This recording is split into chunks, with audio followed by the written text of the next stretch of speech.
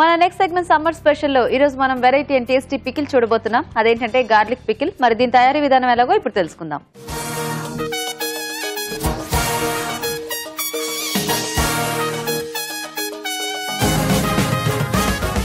So ఇప్పుడు summer special లో garlic పికిలా? అవునండి. సో జనరల్ గా సమ్మర్ లో ఎక్కువ అంటే ఈ మామిడికాయ పచ్చళ్ళు చేసుకోవడం, దాంట్లో ఈ వెల్లుల్లి ఎక్కువ వేసుకోవడం మనం ఎక్కువ చూస్తుంటాము. కొద్దిమంది అంటే మసాలా అనుకున్నప్పుడు కొంచెం అల్లం వెల్లుల్లి పేస్ట్ లాగా చేసి, కొద్దిమందికి ఓన్లీ వెల్లుల్లి అలా వేసుకుంటూ ఉంటారు. సో ఇక్కడ మెయిన్ గా ఏంటంటే మెయిన్ బేస్ వచ్చేసి మనకు సో అంటే మామూలుగా మామిడికాయ తీసుకుంటాం కదా, అలా ఇక్కడ వెల్లుల్లి రెబ్బలు తీసుకుంటాం. సో అంతా మొత్తం పచ్చడి అంతా మనకి వెల్లుల్లి ఉంటుంది. మామూలుగా మనకి అంటే కొంచెం ఆవపిండి ఇవన్నీ కూడా మామూలుగా యాడ్ అవుతాయి.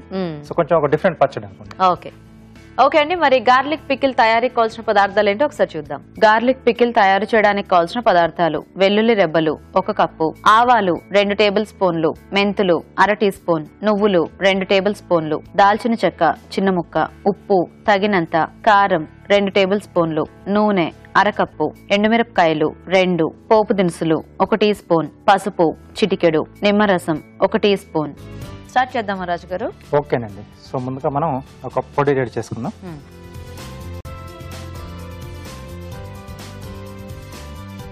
సో దీంట్లో కొద్దిగా మెంతులు, ఓకే, సో దాల్చిన చెక్క అండి.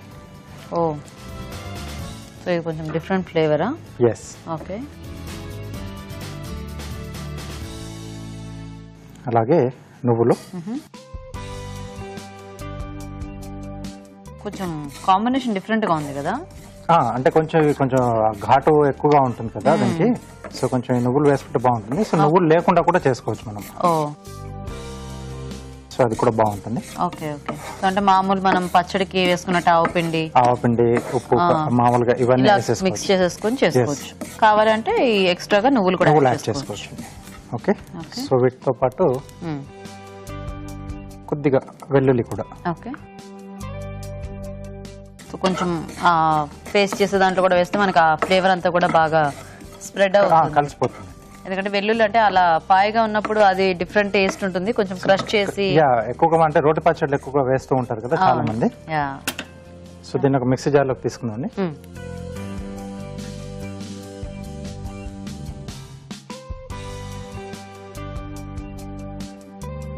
సో దీంట్లోనే ఆవాలు, అంటే మనకు ఆవపిండి ఎంత అవసరం. ఓకే. సో మిక్సీ పట్టేసి పొడి రెడీ చేసుకోవాలి. సో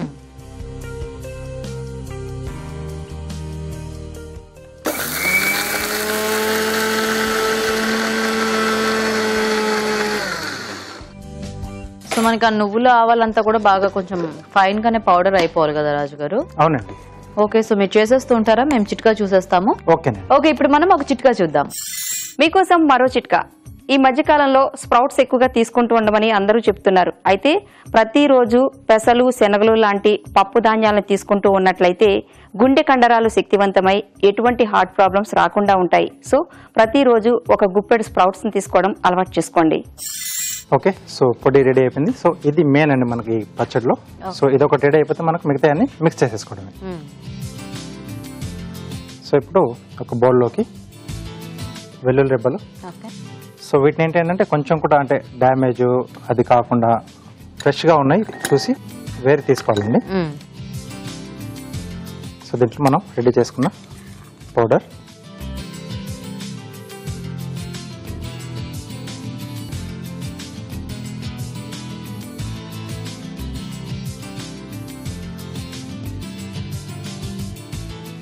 సో దీంట్లోనే సరిపడా ఉప్పు,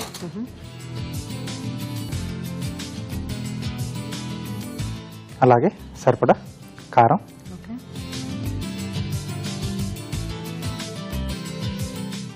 నిమ్మరసం అండి.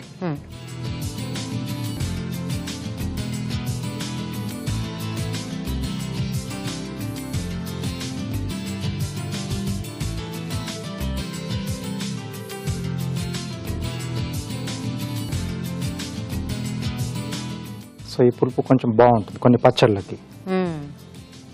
సో చాలా మంది అంటే కొన్ని పచ్చళ్ళు అంతా అయిపోయిన తర్వాత ఫైనల్ గా కొద్దిగా నిమ్మరసం కూడా పిండి అలా పెడుతుంటారు. ఎందుకంటే ఆ నిమ్మరసంలో కూడా ఊరితే ఆ టేస్ట్ అనేది కూడా చాలా బాగుంటుంది. అవునండి. కొద్దిగా పసుపు, సో సో ముఖ్యంగా కాలీఫ్లవర్ పచ్చడికి అయితే కంపల్సరీ పిండుతూనే ఉంటారు. ఎస్. సో అలాగే కొద్దిగా దాల్చిన చెక్క ఇక్కడ కూడా వేస్తున్నాం. జస్ట్ చిన్న చిన్న ముక్కలు చేస్తే మనకు ఊరిన తర్వాత ఈ టేస్ట్ కొంచెం బాగా తెలుస్తుందండి.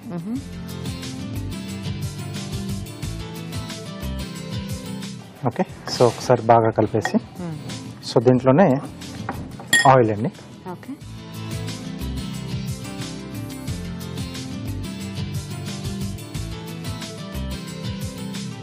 మనం దీన్ని పోపు పెట్టుకోవాలి కదా మళ్ళీ. అవునండి.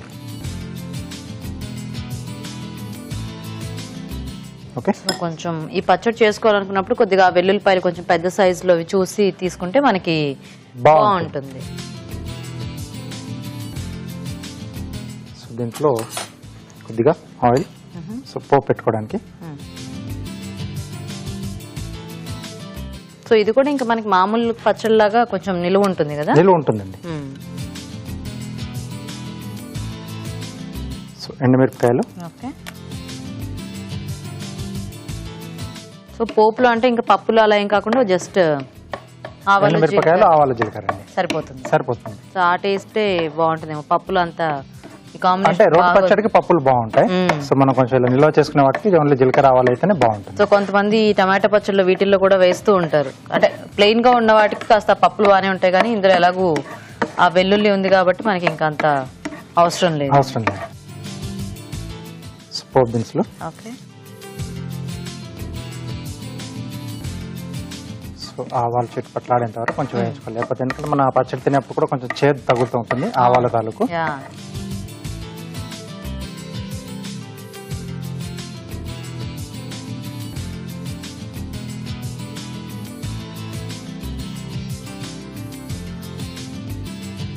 సో ఆ పోపు వేస్తేనే పచ్చడిలో మంచి స్మెల్ స్టార్ట్ అవుతుంది. దీనికి ఇంగువ వేసుకోక్కర్లేదా రాజు గారు? అంటే వేసుకోవచ్చా? చాయిస్ అండి. ఓకే. ఓకే, రెడీ అయిపోయిందండి. సో కొంచెం ఆ మిక్స్చర్ లో ఆ వెల్లుల్లి రెబ్బలు బాగా ఊరితే మనకి ఆ టేస్ట్ అనేది మనం తినేటప్పుడు బాగుంటుంది. జస్ట్ అట్లా ఒక 1 day అలా ఉంచేసుకుంటే, ఎందుకంటే కొంచెం పెద్ద రెబ్బలు వేసుకున్నప్పుడు కొద్దిగా ఆ పచ్చిదనం తెలుస్తూ ఉంటుంది. మనం బేసిక్ గా మామిడికాయ పచ్చళ్ళలో కూడా కొంచెం వెల్లుల్లి రెబ్బలు తినడానికి కొంచెం 2-3 days టైం పడుతుంది అవి తినడానికి. సో ఈ పచ్చడి కూడా అలాగా కొంచెం ఎంత ఎక్కువ మనకి ఊరితే అంత టేస్టీగా ఉంటుంది. Okay. Pickle ready. Nice. So ఇప్పుడు కార్వింగ్ చూసేద్దాం. ఓకే. సో యాపిల్ స్లైస్ లా కట్ చేసేసి బటర్ఫ్లై షేప్ లో తీసుకొస్తున్నాను. ఓకే. సో హాఫ్ కట్ చేశాను.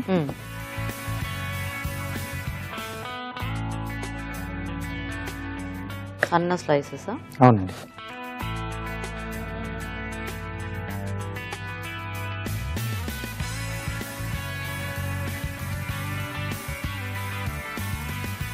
సో ఇది వచ్చేసి టొమాటోలో బాడీ.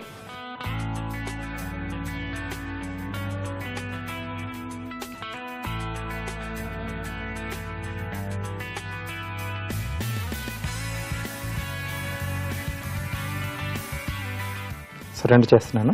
ఓకే.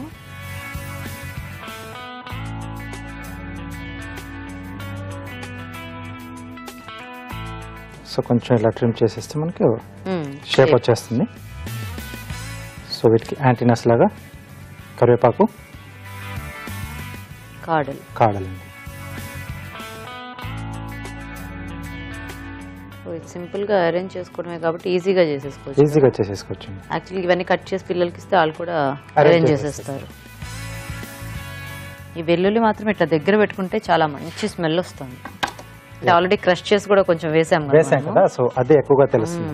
చాలా బాగుంది. ఇలాంటివన్నీ కూడా చక్కగా వేడి వేడి అన్నంలో కొంచెం నెయ్యి వేసుకుని తింటే సూపర్గా ఉంటాయి.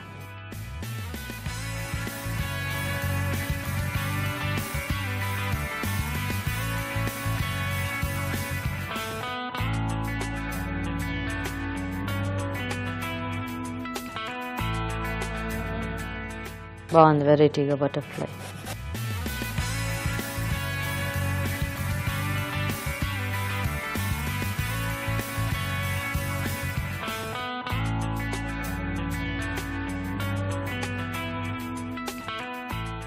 సో మధ్యలో కొంచెం డాట్స్ లాగా గ్రీన్ చిల్లీ జస్ట్ ఆ రౌండ్స్ అలా కట్ చేసేసి ఒక 2 అక్కడక్కడ పెట్టేస్తే రెక్కల్లో కొంచెం డిజైన్ ఉంటుంది కదా. సో ఇంక ఈ డెకరేషన్ అనేవి చక్కగా మన ఐడియాస్ని బట్టి హ్యాపీగా అలా చేసుకుంటూ పోవచ్చు, మనకు నచ్చినట్టు చేసుకోవచ్చు. కాకపోతే కొంచెం పచ్చిమిరపకాయలు పెట్టినప్పుడు కాస్త జాగ్రత్తగా ఉంటే. ఇది కొంచెం ఈ పార్ట్ ఒకటి కొంచెం పెద్దలు చూసుకుంటే అంటే మనకు కలర్ఫుల్ గా ఏది కనిపించిన బ్రింజాల్ కానీ బ్లాక్ గ్రేప్స్ కానీ. కాకపోతే ఇదైతే ఏంటంటే ఆ సైజు షేప్ కొంచెం సరిగ్గా వస్తుంది. బీన్స్ అయినా పెట్టుకోవచ్చు, బీన్స్ పెట్టేసుకోవచ్చు ఆప్షన్. ఓకే అండి, పికిల్ రెడీ. నైస్ రాజు గారు. ఓకే, మరి గార్లిక్ పికిల్ రెడీ అండి. టేస్ట్ చూసే ముందు తయారీ విధానం ఇంకోసారి చూద్దాం. గార్లిక్ పికిల్ తయారు చేసే విధానం: ఒక పాన్ లో మెంతులు, దాల్చిన చెక్క, నువ్వులు, వెల్లుల్లి రెబ్బలు వేయించి మిక్సీ జార్లోకి తీసుకోవాలి. దీనిలో ఆవాలు వేసి మిక్సీ పట్టి పొడి సిద్ధం చేసుకోవాలి. ఒక బౌల్లో వెల్లుల్లి రెబ్బలు, ముందుగా సిద్ధం చేసుకున్న పొడి, ఉప్పు, కారం, నిమ్మరసం, పసుపు, దాల్చిన చెక్క, నూనె వేసి బాగా కలుపుకోవాలి. పాన్ లో నూనె వేసి ఎండుమిరపకాయలు, పోపు దినుసులు వేసి వేయించాలి. ఈ పోపు మిశ్రమాన్ని ముందుగా సిద్ధం చేసుకున్న వెల్లుల్లి మిశ్రమంలో వేసి బాగా కలుపుకోవాలి. ఇది కాస్త ఊరనిచ్చి సర్వ్ చేసుకుంటే garlic pickle ready.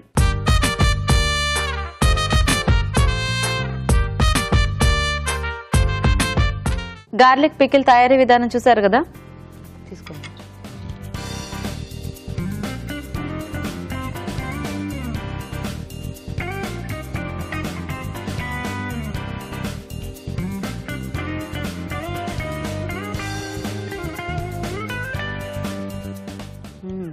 Different flavour లో.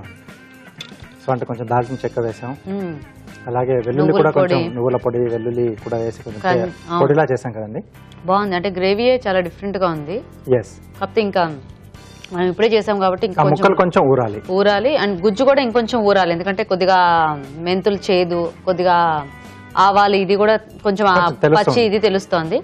కొంచెం బాగా ఒక 1 day అలా ఊరితే మనకి చాలా టేస్టీగా అవుతుంది. అంటే ఈ వెల్లుల్లి రెబ్బలు వేసుకున్న ఆ ఫ్లేవర్ కూడా దాంట్లో యాడ్ అవుతుంది. బాగుంది రాజు గారు. థ్యాంక్ యూ అండి. సో చూసారు కదండి, గార్లిక్ పికిల్ చాలా టేస్టీగా ఉంది. వెరైటీ పచ్చడి ట్రై చేయండి మీరు కూడా. ఇప్పుడు ఇంకో చిట్కా చూద్దాం. మీకోసం మరో చిట్కా.